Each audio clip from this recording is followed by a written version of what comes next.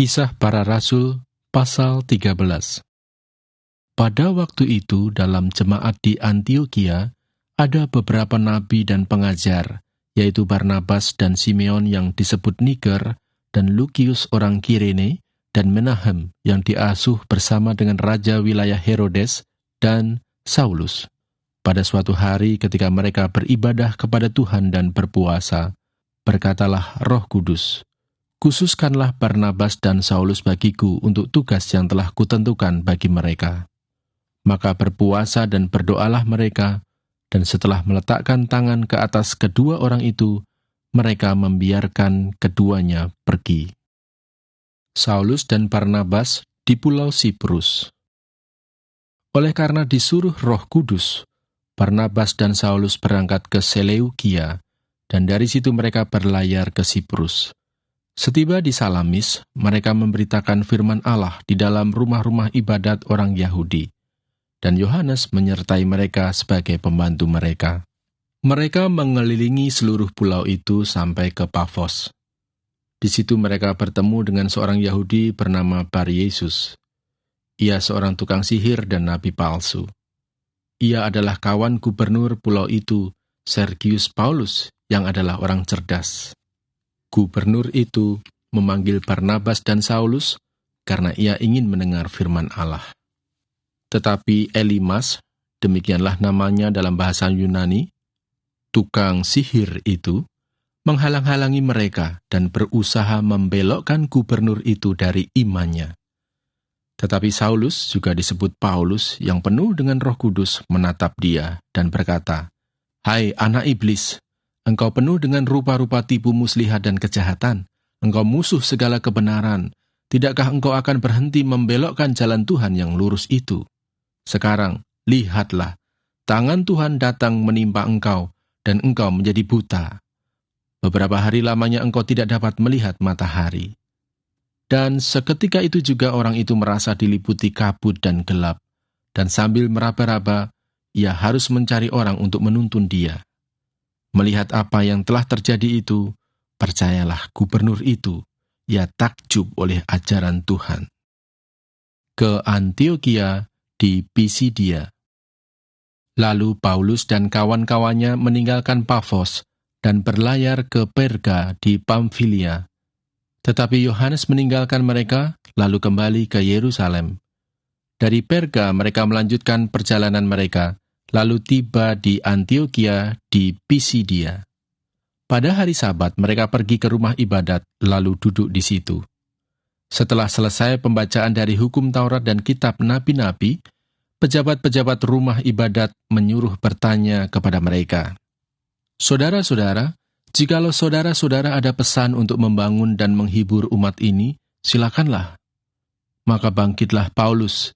Ia memberi isyarat dengan tangannya lalu berkata, "Hai orang-orang Israel dan kamu yang takut akan Allah, dengarkanlah. Allah umat Israel ini telah memilih nenek moyang kita dan membuat umat itu menjadi besar ketika mereka tinggal di Mesir sebagai orang asing. Dengan tangannya yang luhur, ia telah memimpin mereka keluar dari negeri itu. 40 tahun lamanya ia sabar terhadap tingkah laku mereka di padang gurun.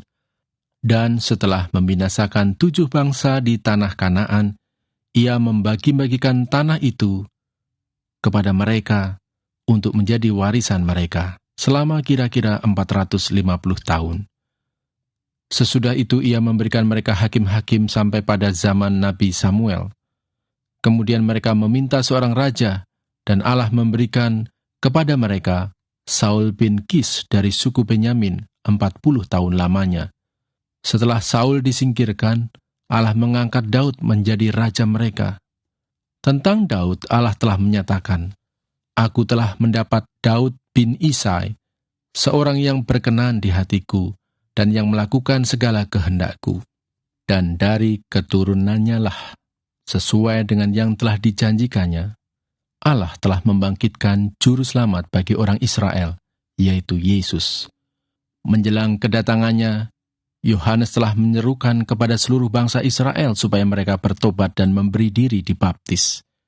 Dan ketika Yohanes hampir selesai menunaikan tugasnya, ia berkata, "Aku bukanlah dia yang kamu sangka, tetapi ia akan datang kemudian daripadaku.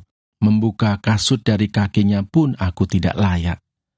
Hai saudara-saudaraku, baik yang termasuk keturunan Abraham maupun yang takut akan Allah, kabar keselamatan itu sudah disampaikan kepada kita.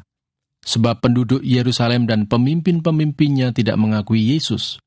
Dengan menjatuhkan hukuman mati atas dia, mereka mengenapi perkataan nabi-nabi yang dibacakan setiap hari Sabat. Dan meskipun mereka tidak menemukan sesuatu yang dapat menjadi alasan untuk hukuman mati itu, namun mereka telah meminta kepada Pilatus supaya ia dibunuh. Dan setelah mereka mengenapi segala sesuatu yang ada tertulis tentang dia, mereka menurunkan dia dari kayu salib, lalu membaringkannya di dalam kubur. Tetapi Allah membangkitkan dia dari antara orang mati, dan selama beberapa waktu ia menampakkan diri kepada mereka, yang mengikuti dia dari Galilea ke Yerusalem. Mereka itulah yang sekarang menjadi saksinya bagi umat ini, dan kami sekarang memberitakan kabar kesukaan kepada kamu, yaitu bahwa janji yang diberikan kepada nenek moyang kita, telah digenapi Allah kepada kita, keturunan mereka, dengan membangkitkan Yesus. Seperti yang ada tertulis dalam Mazmur kedua, Anakku engkau, aku telah memperanakkan engkau pada hari ini. Allah telah membangkitkan dia dari antara orang mati, dan ia tidak akan diserahkan kembali kepada kebinasaan. Hal itu dinyatakan oleh Tuhan dalam firman ini. Aku akan mengenapi kepadamu janji-janji yang kudus yang dapat dipercayai, yang telah kuberikan kepada Daud. Sebab itu, ia mengatakan dalam Mazmur yang lain, Engkau tidak akan membiarkan orang kudusmu melihat kebinasaan. Sebab Daud melakukan kehendak Allah pada zamannya, lalu ia mangkat dan dibaringkan di samping nenek moyangnya, dan ia memang diserahkan kepada kebinasaan. Tetapi Yesus yang dibangkitkan Allah tidak demikian. Jadi ketahuilah, hai saudara-saudara, oleh karena dialah maka diberitakan kepada kamu pengampunan dosa. Dan di dalam dialah setiap orang yang percaya memperoleh pembebasan dari segala dosa, yang tidak dapat kamu peroleh dari hukum Musa. Karena itu, waspadalah, supaya jangan berlaku atas kamu apa yang telah dikatakan dalam kitab nabi-nabi. Ingatlah, hai kamu penghina-penghina, tercenganglah dan lenyaplah. Sebab aku melakukan suatu pekerjaan dalam zamanmu, suatu pekerjaan yang tidak akan kamu percayai jika diceritakan kepadamu. Ketika Paulus dan Barnabas keluar, mereka diminta untuk berbicara tentang pokok itu pula pada hari Sabat berikutnya. Setelah selesai ibadah, banyak orang Yahudi dan penganut-penganut agama Yahudi yang takut akan Allah mengikuti Paulus dan Barnabas. Kedua rasul itu mengajar mereka dan menasihati mereka supaya mereka tetap hidup di dalam kasih karunia Allah. Pada hari Sabat berikutnya, datanglah hampir seluruh kota itu berkumpul untuk mendengar firman Allah. Akan tetapi, ketika orang Yahudi melihat orang banyak itu, penuhlah mereka dengan iri hati. Dan sambil menghujat, mereka membantah apa yang dikatakan oleh Paulus. Tetapi dengan berani, Paulus dan Barnabas berkata, Memang kepada kamulah firman Allah harus diberitakan lebih dahulu, tetapi kamu menolaknya, dan menganggap dirimu tidak layak untuk beroleh hidup yang kekal. Karena itu kami berpaling kepada bangsa-bangsa lain. Sebab inilah yang diperintahkan kepada kami. Aku telah menentukan engkau menjadi terang bagi bangsa-bangsa yang tidak mengenal Allah, supaya engkau membawa keselamatan sampai ke ujung bumi. Mendengar itu, bergembiralah semua orang yang tidak mengenal Allah dan mereka memuliakan firman Tuhan, dan semua orang yang ditentukan Allah untuk hidup yang kekal menjadi percaya. Lalu firman Tuhan disiarkan di seluruh daerah itu. Ke Ikonium, Listra, dan Derbe. Orang-orang Yahudi menghasut perempuan-perempuan terkemuka yang takut akan Allah dan pembesar-pembesar di kota itu, dan mereka menimbulkan penganiayaan atas Paulus dan Barnabas dan mengusir mereka dari daerah itu. Akan tetapi, Paulus dan Barnabas mengebaskan debu kaki mereka sebagai peringatan bagi orang-orang itu, lalu pergi ke Ikonium. dan murid-murid di Antiokhia penuh dengan sukacita dan dengan Roh Kudus. Kisah Para Rasul pasal 14. Di Ikonium pun, kedua rasul itu masuk ke rumah ibadat orang Yahudi, lalu mengajar sedemikian rupa, sehingga sejumlah besar orang Yahudi dan orang Yunani menjadi percaya. Tetapi orang-orang Yahudi yang menolak pemberitaan mereka, memanaskan hati orang-orang yang tidak mengenal Allah, dan membuat mereka gusar terhadap saudara-saudara itu. Paulus dan Barnabas tinggal beberapa waktu lamanya di situ. Mereka mengajar dengan berani, karena mereka percaya kepada Tuhan, dan Tuhan menguatkan berita tentang kasih karunia-Nya dengan mengaruniakan kepada mereka kuasa untuk mengadakan tanda-tanda dan mujizat-mujizat. Tetapi orang banyak di kota itu terbelah menjadi dua. Ada yang memihak kepada orang Yahudi, ada pula yang memihak kepada kedua rasul itu. Maka mulailah orang-orang yang tidak mengenal Allah dan orang-orang Yahudi bersama-sama dengan pemimpin-pemimpin mereka menimbulkan suatu gerakan untuk menyiksa dan melempari kedua rasul itu dengan batu. Setelah rasul-rasul itu mengetahuinya, menyingkirlah mereka ke kota-kota di Likaonia, yaitu Listra dan Derbe, dan daerah sekitarnya. Disitulah mereka memberitakan Injil. Di Listra ada seorang yang duduk saja karena lemah kakinya dan lumpuh sejak ia dilahirkan dan belum pernah dapat berjalan. Ia duduk mendengarkan ketika Paulus berbicara, dan Paulus menatap dia dan melihat bahwa ia beriman dan dapat disembuhkan. Lalu kata Paulus dengan suara nyaring, "Berdirilah tegak di atas kakimu." Dan orang itu melonjak berdiri, lalu berjalan kian kemari. Ketika orang banyak melihat apa yang telah diperbuat Paulus, mereka itu berseru dalam bahasa Likaonia, "Dewa-dewa telah turun ke tengah-tengah kita dalam rupa manusia." Barnabas mereka sebut Zeus, dan Paulus mereka sebut Hermes, karena ia yang berbicara. Maka datanglah imam dewa Zeus, yang kuilnya terletak di luar kota, membawa lembu-lembu jantan dan karangan-karangan bunga ke pintu gerbang kota, untuk mempersembahkan korban bersama-sama dengan orang banyak kepada rasul-rasul itu. Mendengar itu, Barnabas dan Paulus mengoyakkan pakaian mereka, lalu terjun ke tengah-tengah orang banyak itu sambil berseru, "Hai kamu sekalian, mengapa kamu berbuat demikian? Kami ini adalah manusia biasa sama seperti kamu. Kami ada di sini untuk memberitakan Injil kepada kamu, supaya kamu meninggalkan perbuatan sia-sia ini dan berbalik kepada Allah yang hidup, yang telah menjadikan langit dan bumi, laut dan segala isinya. Dalam zaman yang lampau, Allah membiarkan semua bangsa menuruti jalannya masing-masing. Namun ia bukan tidak menyatakan dirinya dengan berbagai-bagai kebajikan, yaitu dengan menurunkan hujan dari langit dan dengan memberikan musim-musim subur bagi kamu. Ia memuaskan hatimu dengan makanan dan kegembiraan." Walaupun rasul-rasul itu berkata demikian, namun hampir-hampir tidak dapat mereka mencegah orang banyak mempersembahkan korban kepada mereka. Tetapi datanglah orang-orang Yahudi dari Antiokhia dan Ikonium, dan mereka membujuk orang banyak itu memihak mereka. Lalu mereka melempari Paulus dengan batu dan menyeretnya keluar kota, karena mereka menyangka bahwa ia telah mati. Akan tetapi, ketika murid-murid itu berdiri mengelilingi dia, bangkitlah ia, lalu masuk ke dalam kota. Keesokan harinya, berangkatlah ia bersama-sama dengan Barnabas ke Derbe. Kembali ke Antiokhia. Paulus dan Barnabas memberitakan Injil ke kota itu dan memperoleh banyak murid. Lalu kembalilah mereka ke Listra, Ikonium, dan Antiokhia. Di tempat itu mereka menguatkan hati murid-murid itu dan menasihati mereka supaya mereka bertekun di dalam iman dan mengatakan bahwa untuk masuk ke dalam kerajaan Allah, kita harus mengalami banyak sengsara. Di tiap-tiap jemaat, rasul-rasul itu menetapkan penatua-penatua bagi jemaat itu, dan setelah berdoa dan berpuasa, mereka menyerahkan penatua-penatua itu kepada Tuhan, yang adalah sumber kepercayaan mereka. Mereka menjelajah seluruh Pisidia dan tiba di Pamfilia. Di situ mereka memberitakan firman di Perga, lalu pergi ke Atalia di pantai.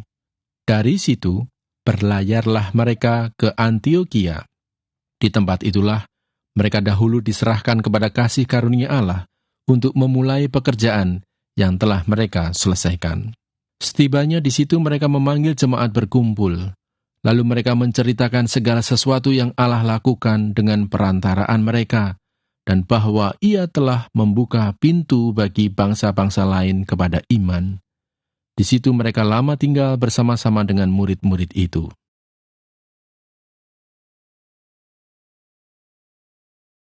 Kisah Para Rasul, pasal 15. Sidang di Yerusalem. Beberapa orang datang dari Yudea ke Antiokia dan mengajarkan kepada saudara-saudara di situ, jikalau kamu tidak disunat menurut adat istiadat yang diwariskan oleh Musa, kamu tidak dapat diselamatkan. Tetapi Paulus dan Barnabas dengan keras melawan dan membantah pendapat mereka itu. Akhirnya ditetapkan supaya Paulus dan Barnabas serta beberapa orang lain dari jemaat itu pergi kepada rasul-rasul dan penatua-penatua di Yerusalem untuk membicarakan soal itu. Mereka diantarkan oleh jemaat sampai keluar kota, lalu mereka berjalan melalui Fenisia dan Samaria, dan di tempat-tempat itu mereka menceritakan tentang pertobatan orang-orang yang tidak mengenal Allah. Hal itu sangat menggembirakan hati saudara-saudara di situ. Setibanya di Yerusalem, mereka disambut oleh jemaat dan oleh rasul-rasul dan penatua-penatua, lalu mereka menceritakan segala sesuatu yang Allah lakukan dengan perantaraan mereka. Tetapi beberapa orang dari golongan Farisi yang telah menjadi percaya datang dan berkata, orang-orang bukan Yahudi harus disunat dan diwajibkan untuk menuruti hukum Musa. Maka bersidanglah rasul-rasul dan penatua-penatua untuk membicarakan soal itu. Sesudah beberapa waktu lamanya berlangsung pertukaran pikiran mengenai soal itu, berdirilah Petrus dan berkata kepada mereka, "Hai saudara-saudara, kamu tahu bahwa telah sejak semula Allah memilih aku dari antara kamu, supaya dengan perantaraan mulutku, bangsa-bangsa lain mendengar berita Injil dan menjadi percaya. Dan Allah yang mengenal hati manusia telah menyatakan kehendaknya untuk menerima mereka, sebab Ia mengaruniakan Roh Kudus juga kepada mereka sama seperti kepada kita, dan Ia sama sekali tidak mengadakan perbedaan antara kita dengan mereka, sesudah Ia menyucikan hati mereka oleh iman. Kalau demikian, mengapa kamu mau mencobai Allah dengan meletakkan pada tengkuk murid-murid itu suatu kuk yang tidak dapat dipikul, baik oleh nenek moyang kita maupun oleh kita sendiri? Sebaliknya, kita percaya bahwa oleh kasih karunia Tuhan Yesus Kristus, kita akan beroleh keselamatan sama seperti mereka juga. Maka diamlah seluruh umat itu, lalu mereka mendengarkan Paulus dan Barnabas menceritakan segala tanda dan mukjizat yang dilakukan Allah dengan perantaraan mereka di tengah-tengah bangsa-bangsa lain.